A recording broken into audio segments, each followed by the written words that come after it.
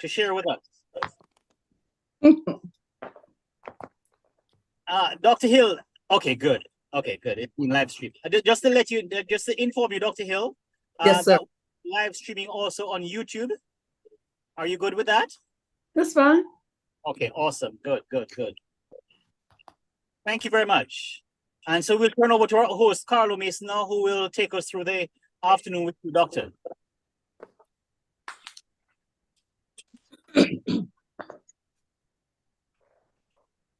So good morning or good afternoon and good evening, everybody.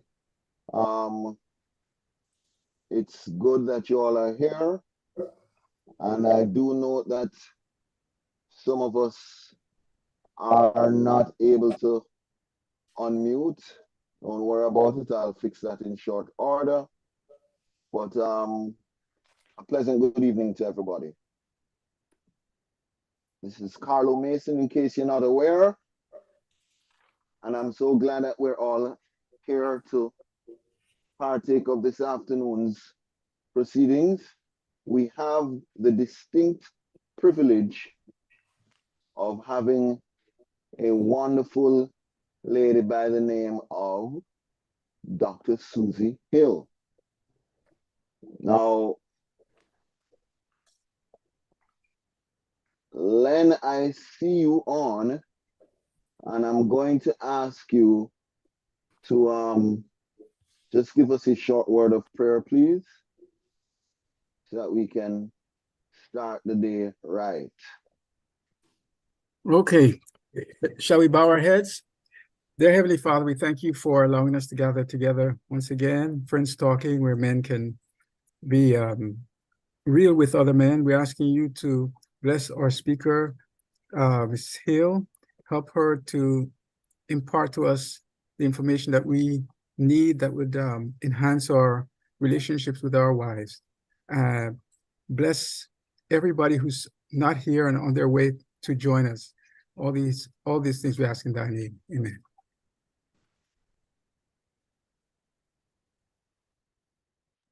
Thank you so much, Len. So as I said, we have Dr. Susie Hill. And in case you don't know who that is, that's that beautiful lady in the burgundy and glasses with that wonderful smile, smiling right at the camera, and the camera generously picking up the smile. And Dr. Susie Hill will be presenting to us on the topic, Understanding the Power of a Woman, a guide for men in the context of marriage. And I'm so glad, Dr. Hill, that you've put in that second part, because this is primarily a men's group. So if you were to leave it at the first part, we'd kind of be scratching our heads. But Dr. Hill, Dr. Susie Marion Hill, don't be fooled by the name. Dr. Hill is a native of Honduras. So just for the record, guys, es una hondureña. That's right. And she's a distinguished family consumer scientist, distinguished certified family consumer scientist. She's a university professor and an accomplished author of 3 books. She's had over 2 decades of experience as a chief financial officer for nonprofit organizations and has demonstrated exceptional leadership in designing and directing the Youth Entrepreneur Business Camp. Errol sounds like I need to get her in touch with Tamara White, who's at our camp, at our church doing young professionals ministry. But Dr. Hill has also imparted her expertise in world languages and family consumer sciences at both secondary and tertiary levels. She holds a BA in Home Economics Education and Spanish from Andrews University, Master's in Education from Southwestern Adventist University, and a PhD in Family Studies from Texas Women's University. She has been happily married for 40 years to her college sweetheart, Dr. Roland Hill. And they are proud parents of 2 children and doting grandparents to 3 granddaughters. So you see, they're doing their bit for the growth of the nation. So Dr. Hill's passions include inspiring others, which is primarily why she's here, exploring diverse cultures, enjoying a variety of cuisines, and Doc, if you create any of those cuisines, I'll explore that variety with you, and expressing music through American Sign Language interpretation. Gentlemen and lady, it is my distinct pleasure to introduce to you our presenter for the day, Dr. Susie Marion Hill. Doctor, take it away. Well, listen, I want to thank you for that introduction. And I'm speaking to Brother Mason's. Are you the one? Is it Mason or Masons? Mason, but you might say Mason. Oh, I see. Mason. Okay. Muy bien. Muchas gracias. And I want to say thank you to Dr. Holness for the invitation to come and speak to you men. You know, this is historical, what's happening today. I don't know if you realize this. I am presenting to a group of men for the very first time on this subject. I speak to women all over the country and abroad about the power of a woman. And today you all are making history with me. So I'm so excited. And I can't wait because it's so important. The discussion is timely. It's overdue because it was in 2010 when I had written the book, My Secret Weapon, Unlocking the Explosive Inner Power of a Woman. I was thinking about women when I wrote that book. I wasn't really, men were included in the discussion, but I wasn't thinking about writing the book with men, for men to read the book, until one of our church members got a hold of the book, read it, and you know what he said to me? Every man needs to read this book. My Secret Weapon, Unlocking the Explosive Inner Power of a Woman. Every man. That's what he told me. Every man needs to read this book. So I said, wow, it gave me something to think about. But I hadn't presented until today. You're making history. I had not presented this topic for men. So I am so glad. I'm just absolutely thrilled and ecstatic about being able to talk to you about this very important, timely message, the power of a woman, a guide for men in the context of marriage. Thank you so much for the opportunity to speak to you. But you know, I have a confession to make. I literally, personally, I didn't know that I had power. I mean, I was a housewife, and the question is, what do housewives know about power anyway? We had gotten married right when I met my husband here. I met him here in Huntsville, where we live. We were at Oakwood College.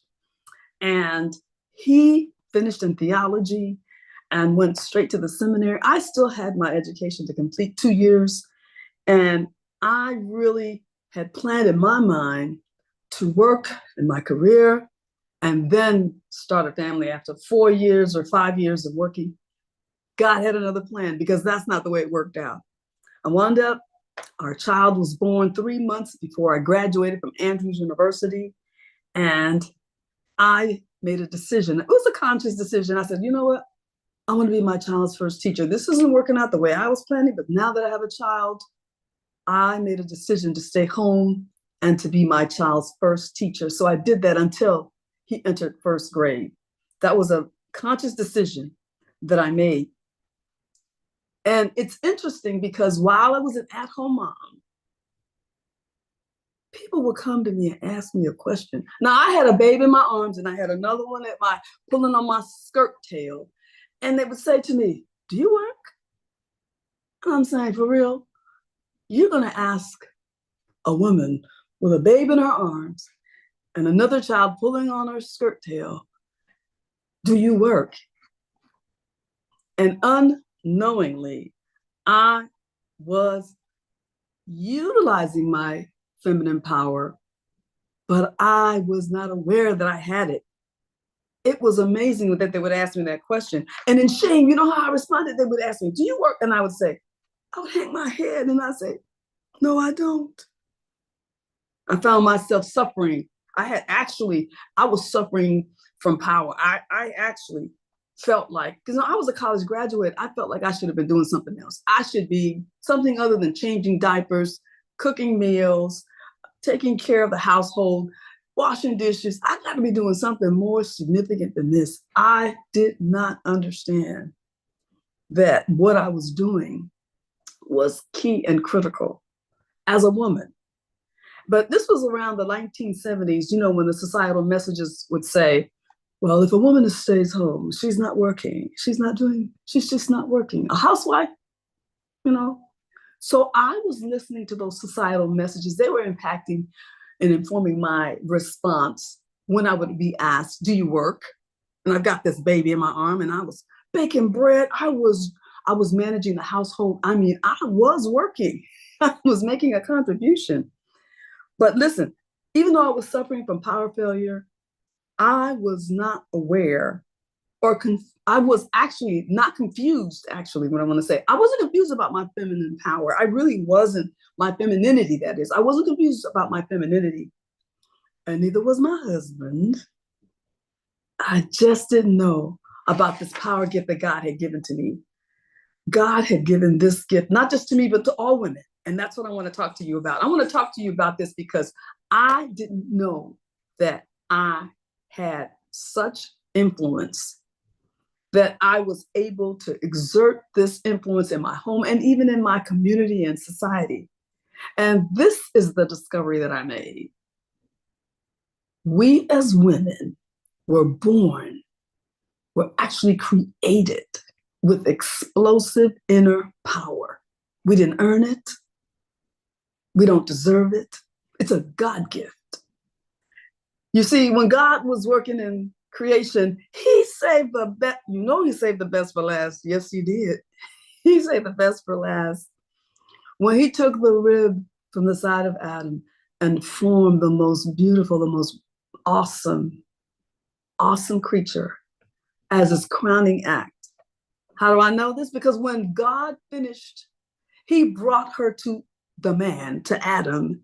And when Adam saw her, she looked so good. She looked so fine. All he could say was, whoa, man. Yeah. We're the crowning act of God's creation, created with power to procreate. In fact, it's through the woman that God's command to be fruitful and multiply was fulfilled. That is amazing power. We women were assigned distinctive sacred duties as queen of her household. The woman actually has in her power the ability of molding children's characters. You see, in the book of Ezekiel says this. It references a woman by saying, as the mother, so is the daughter. And then there's an old adage, we hear it all the time, the hand that rocks the cradle rules the world. I think that's pretty powerful to me. I don't know, what do you think? Let me ask you to respond to that, what I've said so far. What do you think? Actually, I think my children would probably say that it's who makes the food. Okay. Who makes the food? All right. Anyone else? I tend to agree with you 100% that the hand that rocks the cradle rules the world.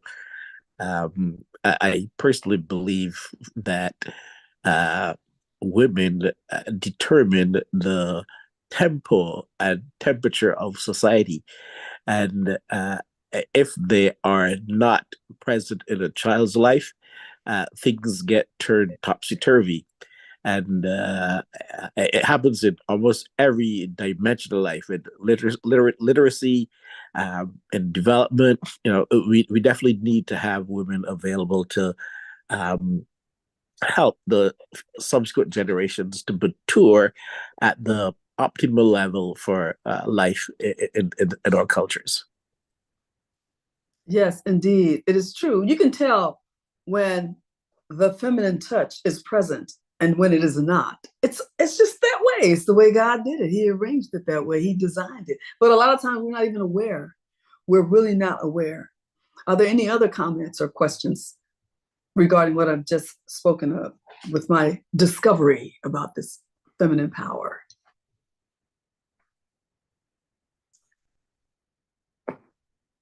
Well, let me say this. The power of a woman, you can actually see this in various arenas. But when I talk about power, I'm actually talking about influence. I'm actually talking about the ability to persuade through verbal and nonverbal force, and the ability to control outcomes by this unexplainable inner energy. Women have controlling power and influence greater than we can imagine. We don't even understand how dynamic and how this is so profound. And I'm going to just give you an example. I don't know if you've heard this story before. It's a story that I read some time ago about a CEO of a corporation. He and his wife were traveling. They were going on a vacation, and they were driving, and they had to take a exit off the side of the road to get gas to refuel. And also the husband needed to stretch his legs to continue on the journey. Well, he got out of the car and the wife stayed in, and the gas station attendant was fueling the car. And the husband noticed that they were engaged in a conversation. So when he came back, paid for the gas, as they were driving off, the husband, who was a CEO, he said to his wife, "I noticed that you were talking to that gentleman. Did you know him? Do you know him?" And she says to him, "Well, actually, yeah, I kind of like, I knew him and we dated for a short minute, but it was really nothing."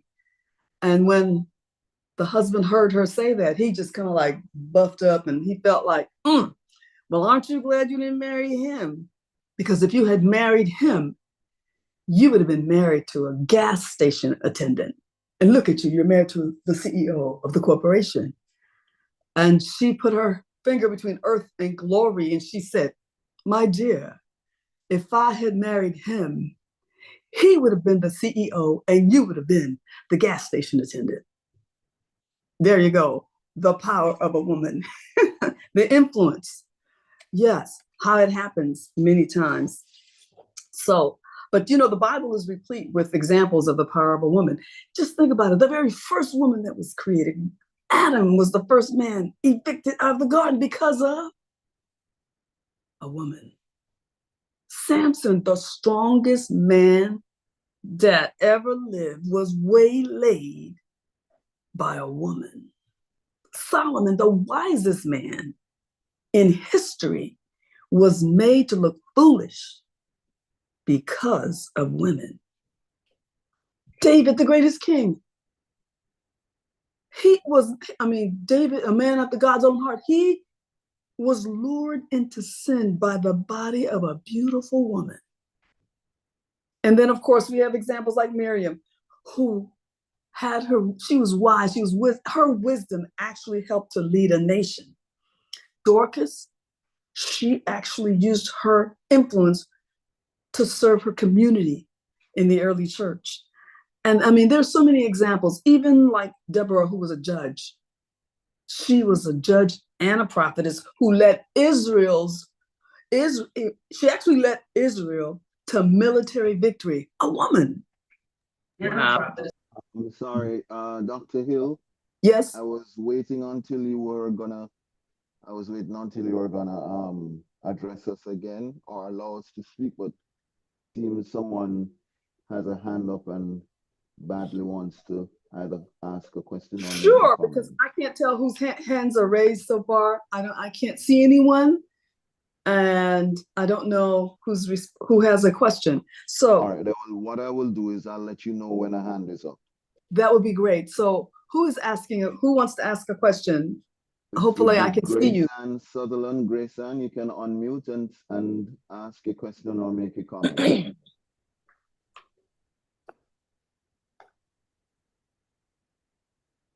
Grayson? Sorry, doctor. I wanted to respond earlier to your comment that the hand that rocks the cradle rules the world. Yes, sir. I was thinking of the opposite of that. That the hand that rocks the cradle can also ruin the world. Exactly. Well, yes, exactly. That's a very good point because we're talking about influence. So if the actual rocking of the cradle comes from a woman who has influence, because, you know, when I think about women and the power that we have as women, it's a God gift. Women fall into three categories when it comes to this power gift. Number one, there are women who understand.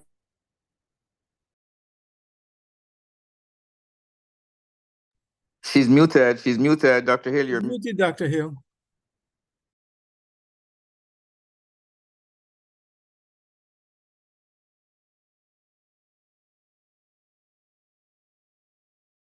Still muted, still muted. It should be a little. I don't know how I got good. muted. You're back. All right, good. When You're did I back. get You're muted? back. When I started talking about the three kinds of the power that women have? Yes, Okay, yes. so you know, you were talking about the hand that rocks the cradle. It can also ruin the world. Well, this power gift, I think it aligns in three different categories for women. There are women who understand that they have this power gift and they use their power gift responsibly. And then there's a second group of women who have no clue that they have been given this power gift.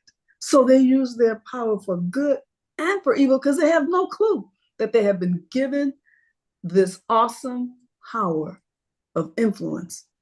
The third group of women, they know they have power and they use their power for sinister purposes. I actually believe that most women fall into the second category of women who are totally oblivious. They don't even know. I didn't know about the power gift that God had given to me. So I wasn't functioning and I wasn't utilizing the gift that God has given to us as women.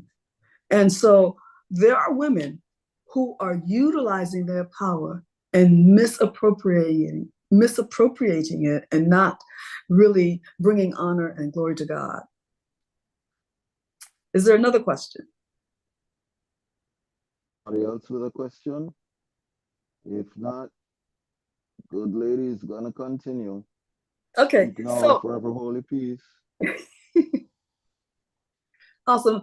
So yeah, I was talking about the confession that I made and finally recognizing that I had been given this and then understanding that this is a gift that God has given to all women and how God has really allowed us to utilize that, and then giving you examples of the power gift for good and for those who were actually using their power gift for sinister purposes. So I wanted to say also, when you were talking about the hand that rocks the cradle, Proverbs 31 actually describes the virtuous woman whose influence extends over her household and beyond. She's portrayed as, I would like to say, she's an entrepreneur. I would like to say that she's wise, she's caring, she contributes to her family's well-being and even earning the respect of her community. And this is the kind of woman that is being spoken of in this particular discussion with regards to the power of a woman. But it's interesting. Sometimes this is what happens when I discuss it in the book that I've written, that there's a power surge. I know you've heard about the voltage, the 110 and the 220 lines. The 110 line is not as powerful as the 220 line. But guess what happens when a woman recognizes that there's a need that needs to be fulfilled? She has a power surge. That's what I like to call it, a power surge, where she rises to the occasion using her God gift to make a difference. We see this example with Esther, Queen Esther. Queen Esther had a power surge when she heard that her people were getting ready to be destroyed, she used her feminine power, her influence, her position to save her people from genocide. That was a power surge that Queen Esther had. And Abigail, who intervened to prevent bloodshed, she gave some wise counsel. She had a power surge when she went to David and she said, look, you need to be making some different decisions here. And she counseled him, and it made a difference. And also Priscilla and Aquila, she had a power surge. They were used as missionaries to work and make a difference. They spread the gospel around their area, and they made a big difference. So women are able to use this God gift to make and shape the world around them for good. It can be for good. And as we know, it can also be for evil. And while in centuries past, we have women who've been relegated to what appeared to be powerless position, their influence was still felt. And history, listen to this, history makes it clear that position never determined the power of a woman. Her being determined her power. Yeah, her being. It was the way God built her. It was God made us. God made us that way as women, with this awesome, explosive inner power. Because you have to ask the question, what would cause a man to sacrifice everything, including his life? I mean, everything. You've heard of these men who have great jobs. In fact, it was in 2018. I was listening to the news, and every week I heard of it was a sexual scandal that was taking place week after week, and it was a different person. These are people that were revered in the community. They were anchormen. They were men who were they had great positions. They had a family. They had beautiful wives. What will cause them to sacrifice everything, including their life? Only a woman. Yeah, only a woman. And it's almost half of the chapters in the book of Proverbs that refer to this explosive inner power that women have, mostly in negative ways. Yet Solomon obviously held women in high esteem because he personifies wisdom as a woman. And he ends the wisdom literature by describing the virtuous woman. Who can find a virtuous wife? Her price exceeds the cost of rubies. That's the most expensive jewel you can get. This power found in women is an inner dynamo.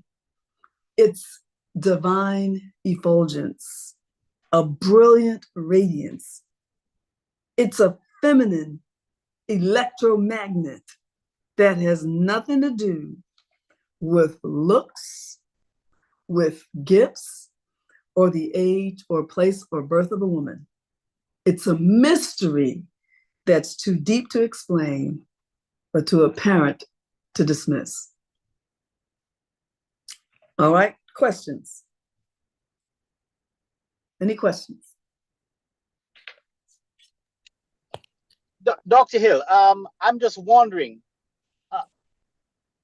does this power, so to speak, prohibited, this power that a woman possesses, is it, and in light of the examples that you just gave concerning the men who have been brought down as a consequence of these women, is it their sexual prowess that causes it? Because it doesn't appear that it is a woman's mental acuity or her physical beauty or anything else that causes a man to fall for her, but for the sexual attraction. Am I correct in that assessment? Well, it's like this. God made man and woman, and he made the two to be drawn together visually and sexually. And the thing that we have found, my husband and I have co-authored a book, and I don't know if you're going to have us back to discuss it together, because I think it would be great. And it talks about this. The thing that makes us most like God is our sexuality. And it is the thing that makes Satan angrier than anything else, because he doesn't have that ability to procreate like God gave to us. So he does his level best to destroy the image of God in us, and he uses our sexuality to do that. So, like you were saying, there are times there's no way you can explain. I've seen, and you've read the stories, countless stories of men who had families. And when you look at the traps that were set and the ones that they were seduced into, because it's a seduction that takes place that the enemy uses, because his only premise and concern is to try to destroy the image of God. And he uses our sexuality to do it. So you can find a man who has a beautiful wife, and you ask the question, but the woman that he has fallen with, or vice versa, it doesn't just happen with men, it happens with women, looks nothing like, you're saying, what the world were they thinking about? It wasn't that. It was the vortex that they were caught in by the enemy himself, which did not have anything to do, because there was a woman, she was married to a man who was taking care of her, and she got caught up with the janitor at the school. And you're saying, what would that happen? How can you explain that? You can't explain it. All you can say is well, we know what the enemy has in store. His primary goal is to destroy the image of God in man, and he uses our sexuality to do that. Any other questions? Dr. Hill, my name is Errol Holmes. Yes, sir. I like the way that you have just responded to Marcel's question. And I would just like to add to that by suggesting that God, in his wisdom, has given two special gifts to women that we men do not have. And I think he deliberately did that for complementary reasons. And I think those two special gifts are the gift of nurturing and the gift of intuition. I think the external things like the sexual package and the beauty of a woman's curves and the softness of her voice, all of those are packages that deals with the extremities. But the specific things that makes a woman unique, especially a woman who is godly, are those gifts of intuition and nurturing. And when those two things are applied in the context in the way that you have just suggested, it is an amazing power for good. And I think that one of the reasons that there is one of the reasons that you don't have more ill in the world is because of the presence of godly, nurturing women who are not just nurturers, but also use their intuition to give good guidance to their men, their husbands, their children, the world, because it's a special gift that I think God has given to you all. He has given us wisdom and leadership and all of those things. But those two special gifts, when put to godly use, has an amazing power of influence in the world. Exactly right. You are saying it right. Women, we are the emotional strength when it comes to the family. As women, we often serve as emotional anchors in our families, because as you know, and I think Ellen White even said it, the woman actually sets the tone, the atmosphere. You create the atmosphere as a woman in the home. And so it is important to recognize that. And it does make a difference in the home when you have the tender. There's nothing like a mother's love. Absolutely. One of the most powerful forces on earth is what? A mother's love. God has given women this awesome ability, as you were saying, and it's innate. It's there. And we didn't earn it. It's just a God gift. We have also, many women bring profound spiritual strength when it comes to guiding families. And when you have the husband and the wife working together, because you two are working, husbands and wives work together to create this harmony in the home. And we need the two working together. A lot of times we have couples that are working, everyone has, nowadays, the makeup of families, and with men are married, women used to stay home, but in the 1970s, that kind of shifted. 30% of the women were out in the workforce, but here in America, there was a shift where 70% of the women said, okay, I can work alongside a man and I can do the same thing a man can do. And when that occurred, we saw a dynamic shift in the divorce rate. It increased profoundly. Not that working outside of the home creates divorce, but when that exists, where you have the husbands and wives, because both are working together to make the family, to provide for the family. The egalitarian requirements come where you balance the roles out, the gender roles, because there was such a pressure in society for women to do all of the housework. And even after they went to work, there was still kind of like this expectation. But it's important to balance out those two. You have to work together. My husband and I, I stayed home for several years. And then when I decided to go into the workforce, something happened. Did I tell you? Yes, I was baking bread before. I was doing the laundry. And then when I went to work, my very first job, it just happened to be in an administrative role at the church school where I was the principal, head teacher, and I still had young children. I couldn't wash the clothes, dry the clothes, put the clothes away, bake the bread. I was not a superwoman. I had to make a decision. So we had to, it was hard, but the expectation was that I was still going to do all that. It wasn't real. It wasn't possible. So at the same time, trying to keep harmony in the home. So there's a lot of pressure there. And you have to talk. You have to work it out together. You have to talk about the division of labor. You have to talk about this. But as the woman, we set the tone. It happens. It's real. Any other question? So you're saying a woman is God's gift to man. I'm sorry? In essence, you're saying woman is God's gift to man. Well, I would say that's what God did for Adam. He gave Adam a gift. He presented her to Adam. And he said, and when Adam received her, he said, this is now bone of my bone, flesh of my flesh. And God put them together. But notice she was made from the side of him. So they're both working as equal partners, not one more powerful or more influential than the other. Both are to work together as one. And just because you're one doesn't mean that you give up your individuality. You still are an individual in your marriage. And some marriages are off balance when it comes to that. They feel that one individual, sometimes it's the woman that's leading out and making all the decisions. And the husband just says, yes, dear, yes, dear.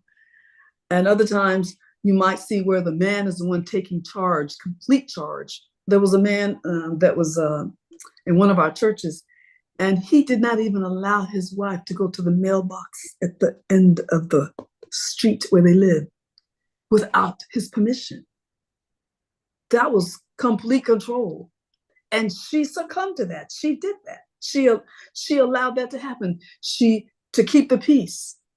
She didn't say anything. She just complied.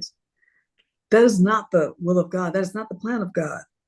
But God has given us as women the ability to create an atmosphere where heaven begins here, right here in our home. We can have peace in our homes. We set the tone as women.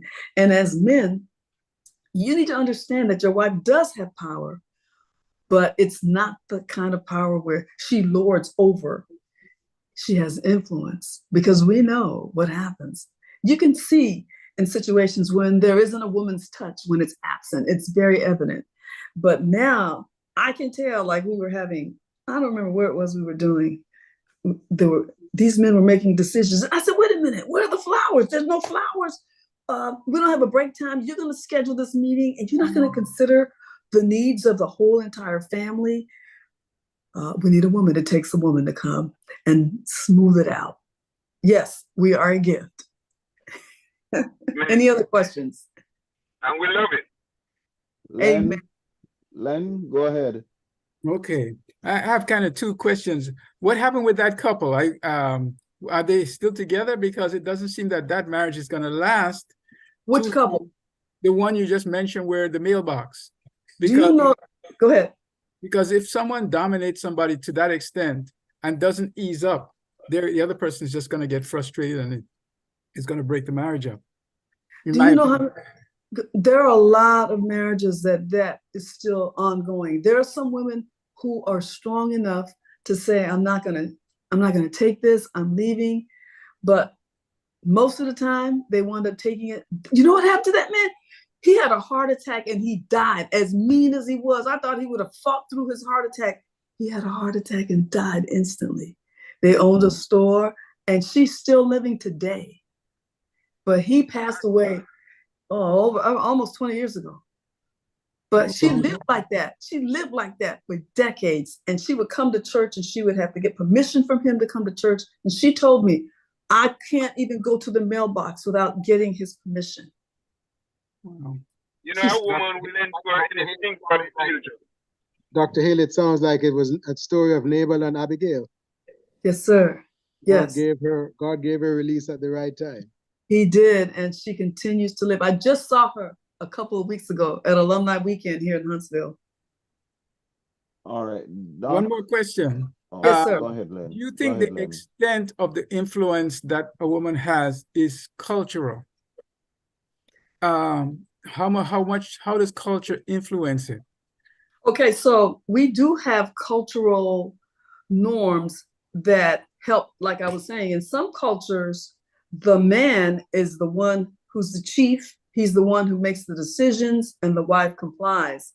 Even in those situations, the wife still has influence. She still has influence in the home over how when you have a situation where the husband is saying, okay, he dictates, because there are some in the cultures, it is just a part of the culture. It still happens where the wife's influence is still present, it's still there, and they have to negotiate that.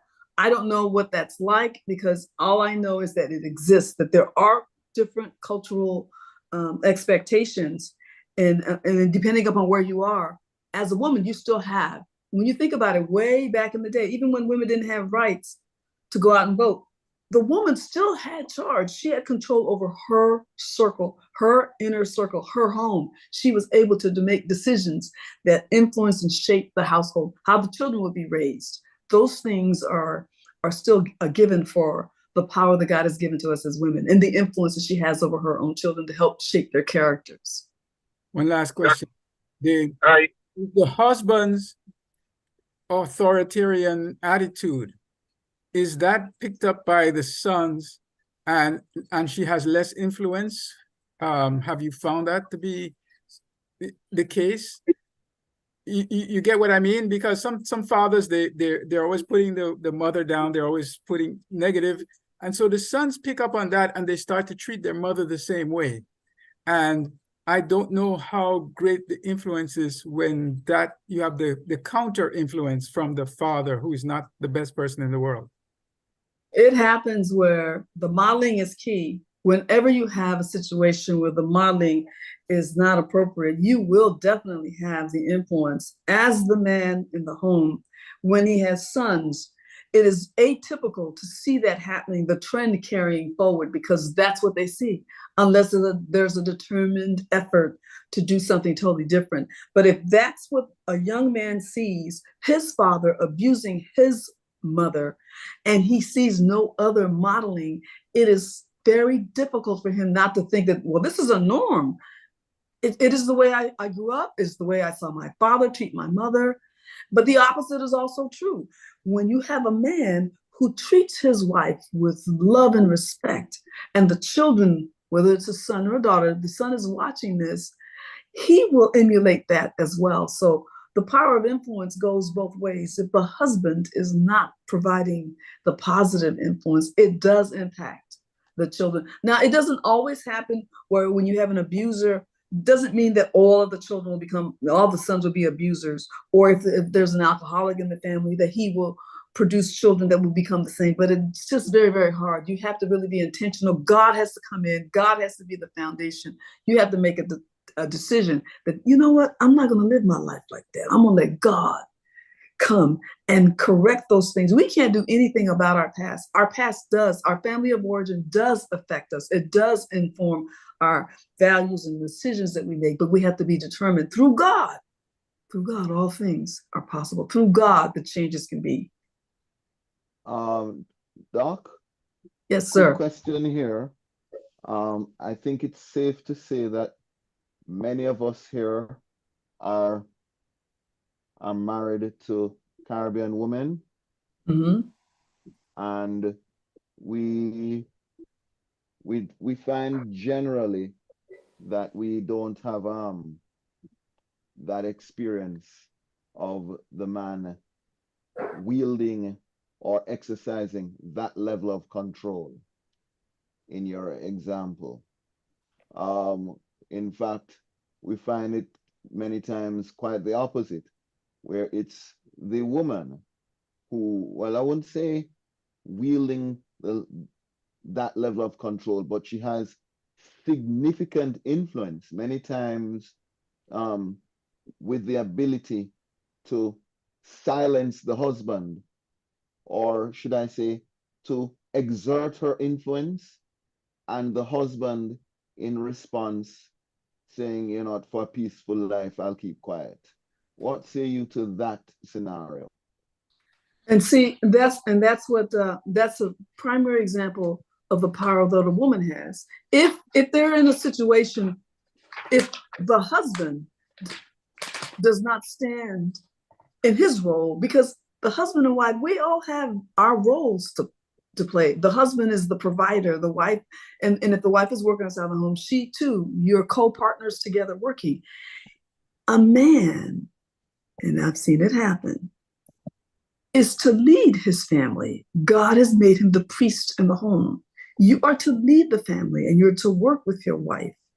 And if your wife uses her feminine power to like control the entire situation, which for you know, in the African American community here, we found that because the husband was absent in many instances because they have single parent homes or they're incarcerated or whatever, for whatever reason they're not present, then the wife takes on the role of just leading out. But you're talking about a husband and wife where the wife is just continuing to say, you know what, this is going to be the way it's going to happen, and it's not going to be the way it's my way or the highway. And the husband is saying, husband is present, contributing to the household, as financially certainly, but in terms of how the family is to be directed, it's the woman who, if for want of a better term, has all the say. And for a peaceful life, he says, I'm not going to say anything. Can't deal with the argument. Well, all I know is that there are women who will step up to the plate if they see that their husbands aren't, and they'll take charge. If it looks like he's going to wimp and he's not going to be standing up and say, this is the way our family is going to work. We're going to work together. And if he doesn't show his ability, doesn't demonstrate his ability to lead the family, whether it be spiritually, financially, or just, you know, this is the way the family should work together, the woman will step up. There are some strong women, and I've seen it happen. And if the husband does not stand, then she will take over and she will take charge. It's not what God has intended, but the cultural context does make, you know, a difference. And if it's the way that it's been set as a standard, then we know that God intended for a man to love his wife and a wife to love her husband, and you are to work together as one. You have those roles that you're playing. You have to work and talk together. You can let it happen, but it's not the will of God. All right. So it's like the husband's not supposed to Lord. I'm sorry. No.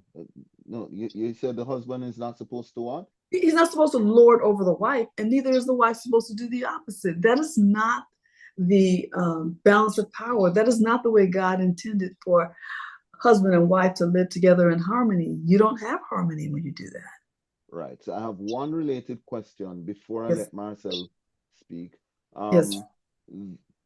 What is your recommendation in a situation where, be it for peace sake, the husband has allowed that scenario to unfold, and that is now the norm, where the wife or the wife's personality is so much the guiding force of the household that he no longer has a say, or he feels that he no longer has a say.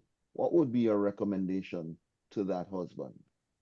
Well, first of all, let me say that I'm not a marriage therapist. I'm just an educator. I'm not a marriage therapist at all. I can just tell you some examples of some, which I've heard very, very similar situation of a gentleman that we know who listened and allowed his wife to take the lead. They already had a house, and she didn't insist. She demanded that they buy another home while they're keeping this home. And he said, well, honey, we can't afford it. We can't afford it.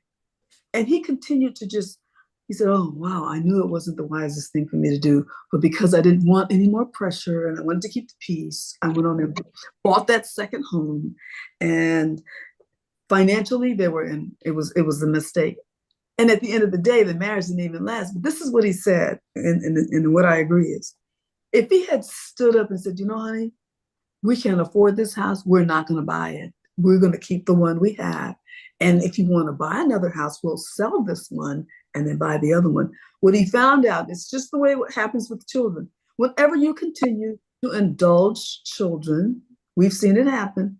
What happens at the end of the day if they're never given guidelines and say, you know, you can have this, but you can't have that? Not allowing them to think that it's going to go their way all the time. Learning discipline is learning how to control. And there are some adults who haven't learned that as adults. They didn't learn it as children, and so they're still that way. They're out of control with their emotions, their decisions. You have to stand up. You have to, first of all, say, I'm sorry. Please forgive me. Please forgive me. I didn't take my role seriously, but now I know God is has called me to be the leader in this home, the spiritual priest of this home. And I haven't been doing my job. And I am standing now to tell you, for the better good of our family, this is the way things are going to work. We work together. You're not going to silence your wife. You can't. You're not going to do that because she's an individual. She has a contribution to make. She has influence. If she's allowed to do it, she will continue to do it. And it is a hard thing. And if you're okay with it, some people are okay with it. It doesn't create any friction or tension, but I don't know how.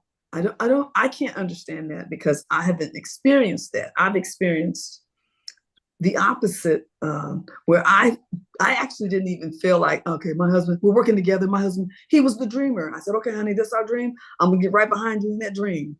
He had all these goals and everything, and I just got right behind him all the way. And it wasn't any fighting or anything like that. But you have to work together. You have your individuality. You bring it to the table. You discuss it together, and you work it out through God. You can't do it without God. So you have to pray and ask God to give you the wisdom and the knowledge to lead your family. You are the head of the house, just like Christ is the head of the church. And your wife, with all that she has been given and gifted, utilizing her gifts to bring harmony and peace in your home. Thank you, Doc. Actually, that last point you made, somebody is always the doer. Another person seems to always be the dreamer or the main dreamer. Yeah. Marcel, put on your hand and talk. Dr. Hill, I'm really fascinated and enjoying the conversation this evening.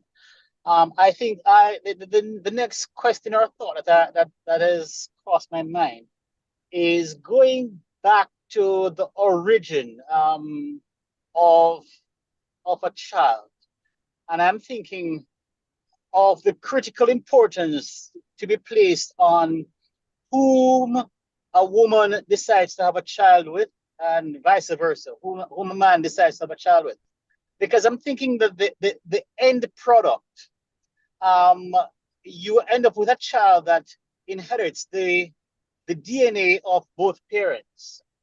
And we had some time ago a presenter who shared with us the impact that the DNA has on us as individuals. And I can share from a personal point of view that the DNA of my dad, had I not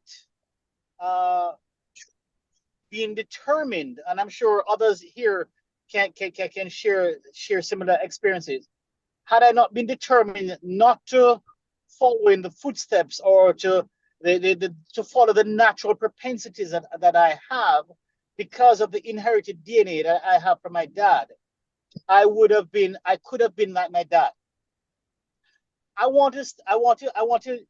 wondering if you can share with us how the presenter at the time said to us that we need to break that genogram, the DNA, in order to ensure that the next generation does not perpetrate the tendencies of those horrible experiences that we have had as men. What are your thoughts on that? Well, you know, we're fearfully and wonderfully made. God has given us 100 billion neurons. We can create new brain pathways. The way God made us, we can have an experience. We've seen it happen time and time again. You've seen people who've come from backgrounds that were just deplorable, horrendous. They were able to create new brain pathways.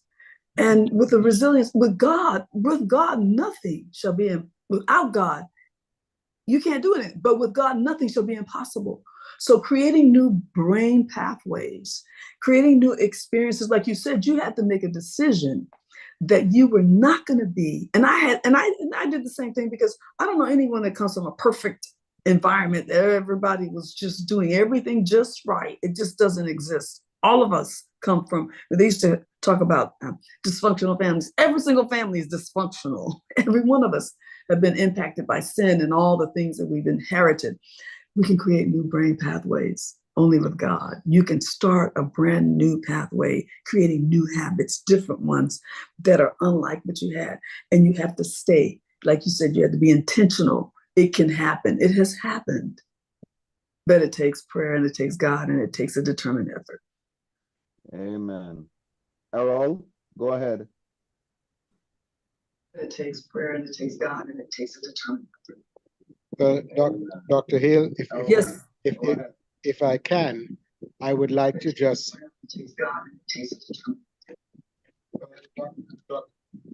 Yes.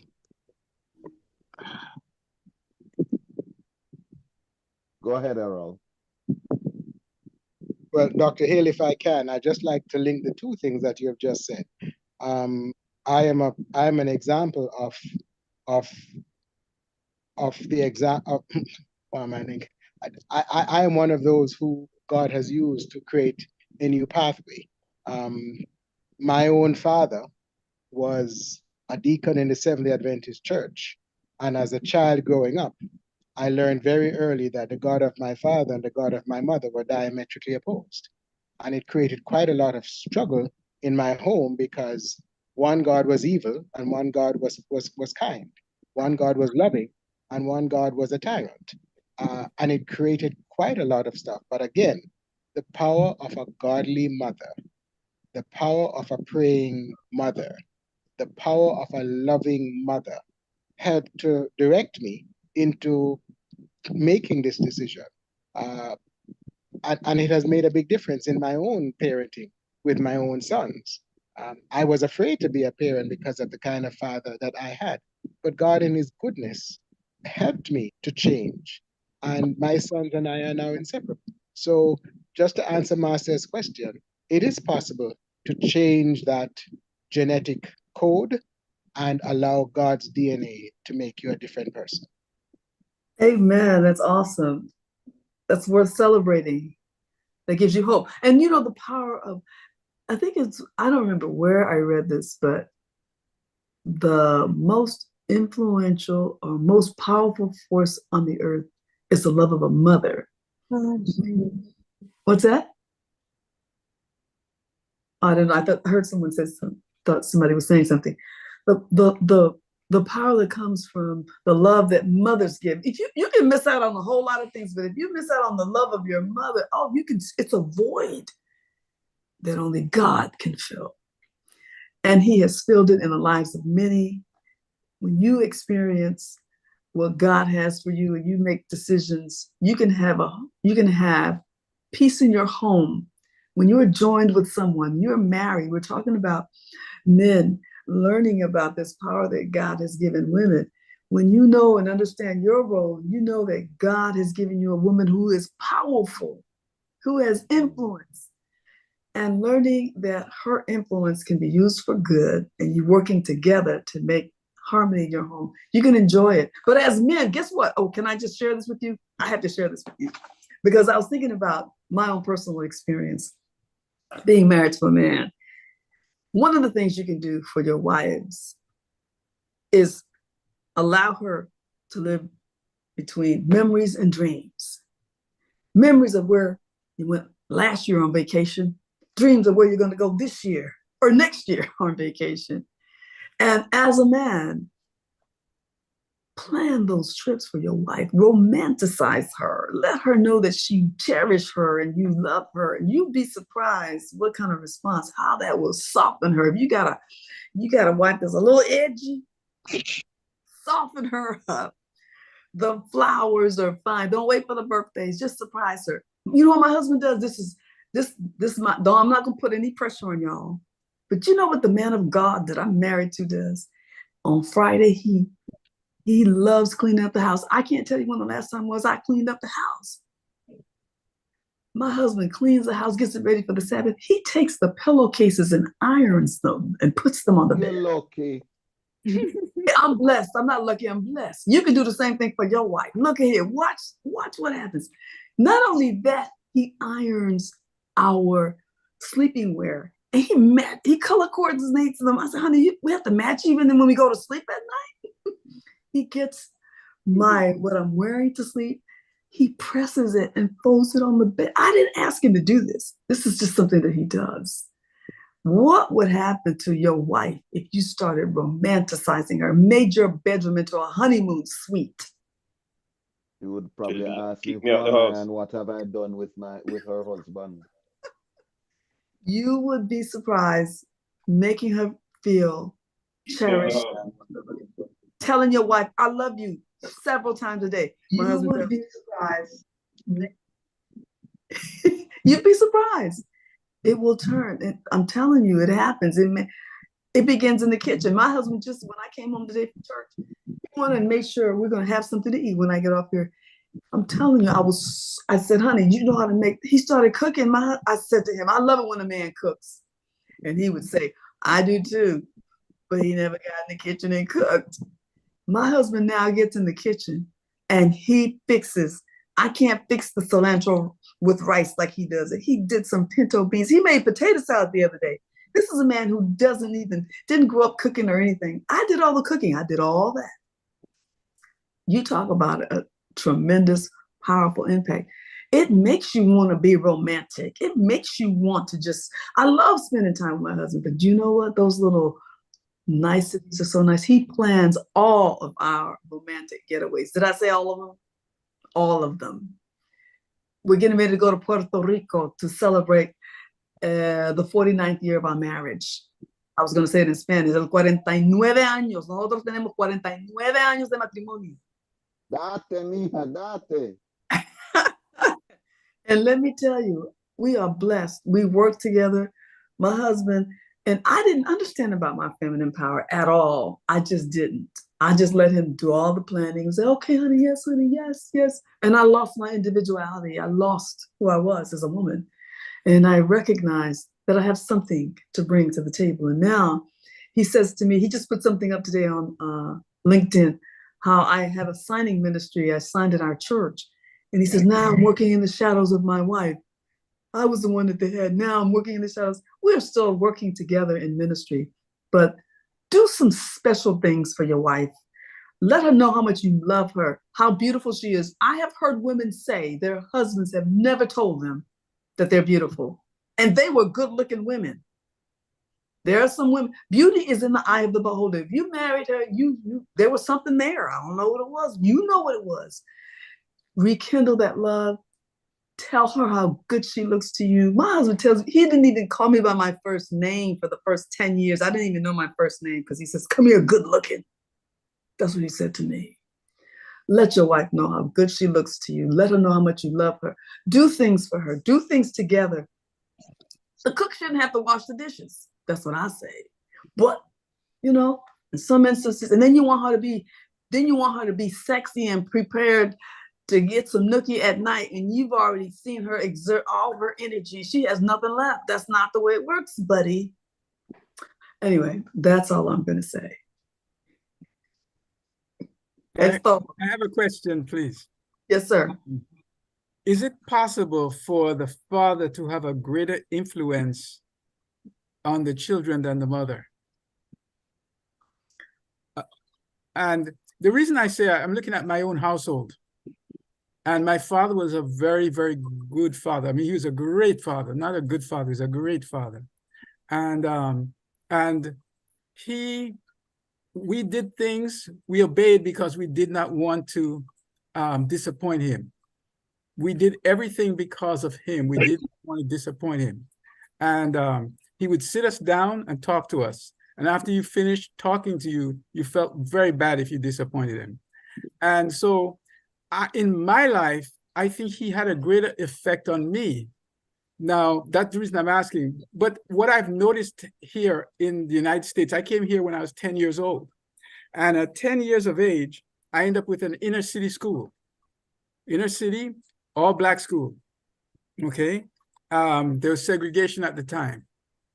And what I realized, most of the kids there, if you talk about their dad, nothing happens. You say something about their mother, they were ready to fight you. I mean, really, really fight. Just like that. It's like a hair-triggered temper they would have about the mother. And that's why I asked about cultural initially, because I see some of that cultural. You know, maybe I'm wrong in my perception because that's what I grew up with, seeing. So, yeah, it is. It is something that can happen in the homes. There is what is expected, or what you would probably deem as the natural flow of things, because mothers spend more time with their kids than do many of the fathers. So the influence is easier to be seen and manifested. But if you spent this time and it was intense, and if that's the culture that you're bringing, that you've experienced as you were growing up, then that's perhaps the reason why you've had more of an influence. But you were saying it was out of fear more than anything. No. We did not want to disappoint him. Oh, you didn't want to disappoint him. It wasn't fear. It wasn't fear. Okay. It was love. He would sit down and talk to us. Okay. You know, he seldom would hit us or anything like that. We didn't use a lot of corporal punishment or anything like that.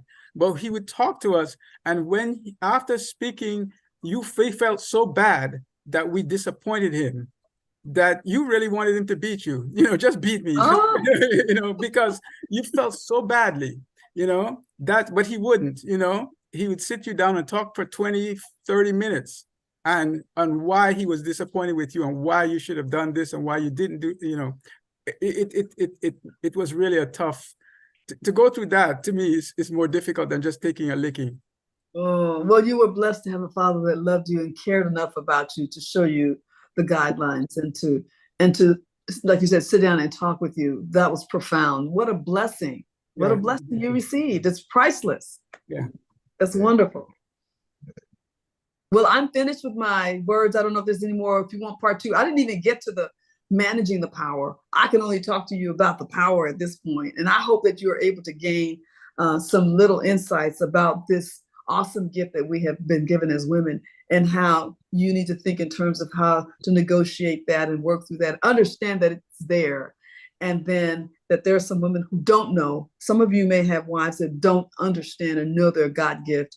You may have wives that understand their God gift and they use their feminine power responsibly. Or you may have someone that you know that you might be married to, hopefully not, that uses their power in a way that's not the way God intended, but needs some help in redirecting and recreating new brain pathways.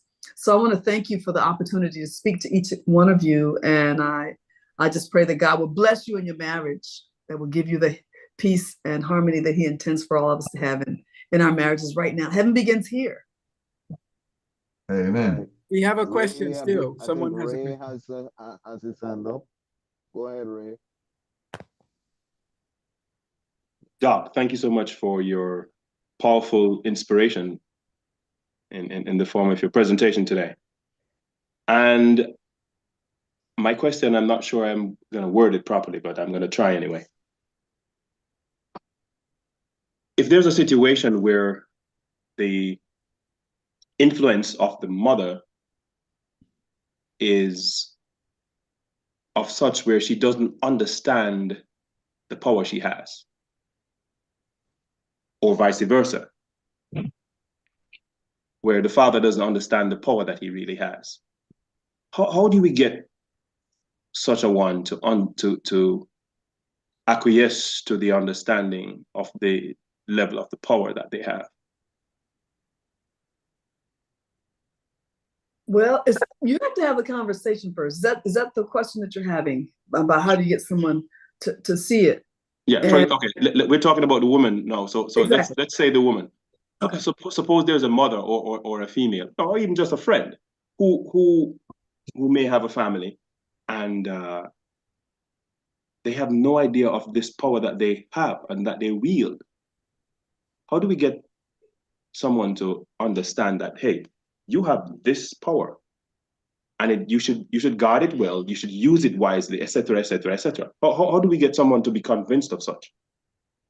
Well, that's the job, the hard task that God has given to me. It's very hard. It's a hard place to be. You have to, first of all, have a relationship with the individual. You have to be in a relationship where you can approach them, because when you love someone, you care about them. And if you have the line of communication where you can literally sit down and have the frank conversation about this, how God made us. And usually it's the older women that need to teach the younger women, but now some of the older women need the same lesson because they don't even know about their feminine power.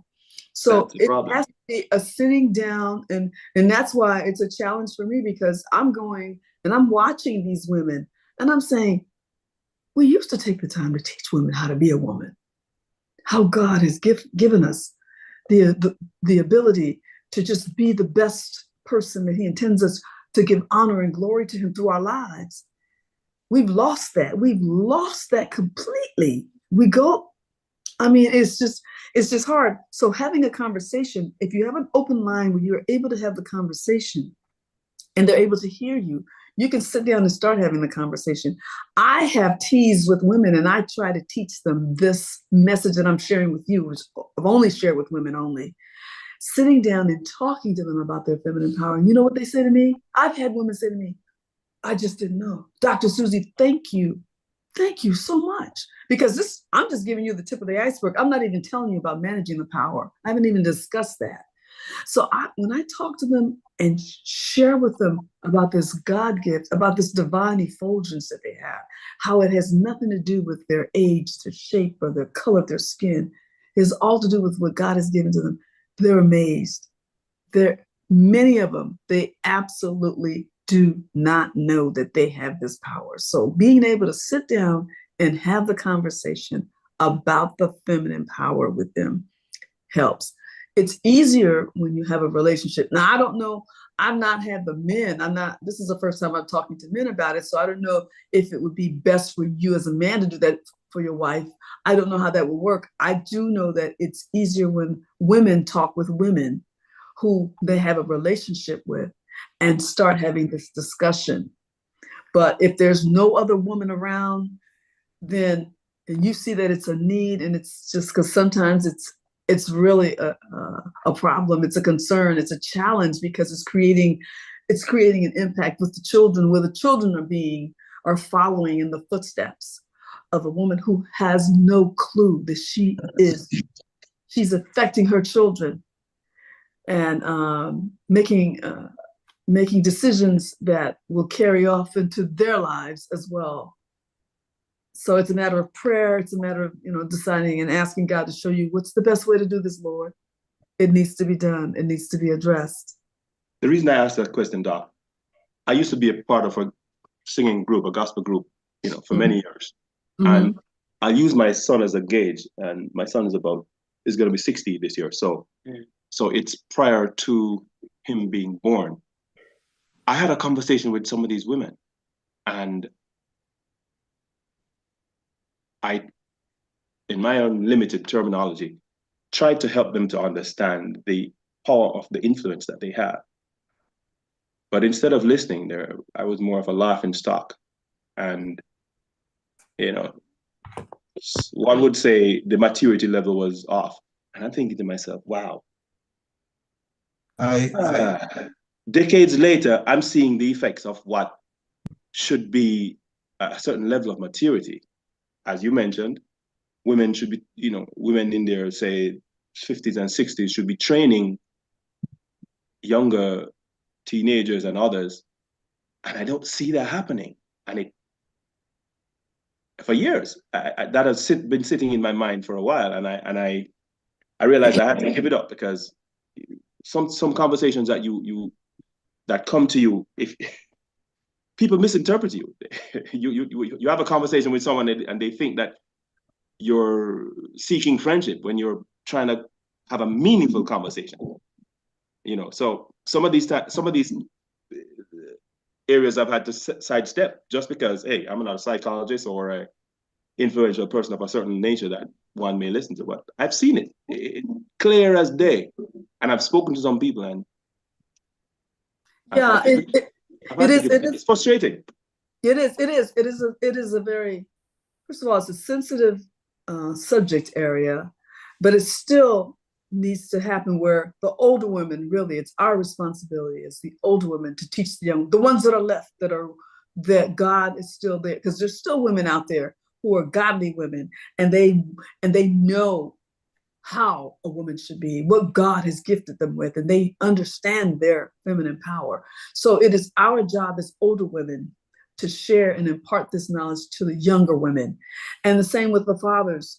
It's the job of the men to teach their own sons as well. And it's just something that we have to be intentional about. We haven't done it. And they're getting their messages from society, from the videos, the singing, the raps, whatever. That's what we're seeing. We're watching the influence there. But we have more influence over our children than even their peers. Parents don't understand that. They feel they lose power when their children become teenagers. But you as a parent, based on the research, still have more influence over your own children than even their peers. But because it appears that their peers, their friends, well, I wonder what my friends are doing. And parents kind of back away off of their leadership as parents and allow their children, okay, you can do this, you can do that. And it's going against the actual upbringing and discipline that they need. We're talking about time. It takes time. That's why the Bible says, train up a child in the way he should go. When he gets older, he won't depart. When children are taught, they may not follow what they were taught, but they will never forget. They will always remember, my mama taught me that always say thank you. My mama taught me, my dad, whatever. Whenever they're parented, they will remember. And by the way, parenting, it is the most difficult of all the adult tasks that you will do. Dr. Hill, may I say something, please? Yes, sir. A teacher teaches little of what he knows, more of what he does, and most of who he is. And I'm saying, while we were talking, I thought about Moses' mother. She got into in Pharaoh. She was a babysitter for Moses, and she trained him. And we see the end result of who Moses is. He's one of the most humblest person in the Bible. And so we have a responsibility as individuals to set an example by the way we live. I heard somebody say one time, what you say, what you do speaks so loud, I can't hear what you say. Mm-hmm. And so we got to put everything in practice, knowing that our children gonna learn from what we do, what we say. And but I like what Errol Holmes talked about when he said, he didn't let his father influence him, because one of the things I learned as a parent is that when your child grow up, they're gonna look back and they're gonna know who messed up. And if they're smart, they're not gonna follow that path. You know. But like I said, we can change our fate, FATE, but probably not our destiny. Well, listen, thank you so much for allowing me this opportunity to speak to you all about the power of a woman. And I pray that God will bless you in your marriage. God will give you the love and the harmony that He intends for you to have with your wife. Amen. Thank you, Doc. Thank you, Doc. Dr. Hill, let me personally thank you for your wonderful presentation and the courage to be on a platform that you have never really been on before, talking to a group of men, and not just men, but men who have hard-hitting questions. And you've been able to stand in the face of it all, giving us the guidance that you have been giving us. And quite frankly, we are blessed as a result. It is Part our two. privilege to have had you, and I sincerely hope and pray that you will continue to move forward with everything.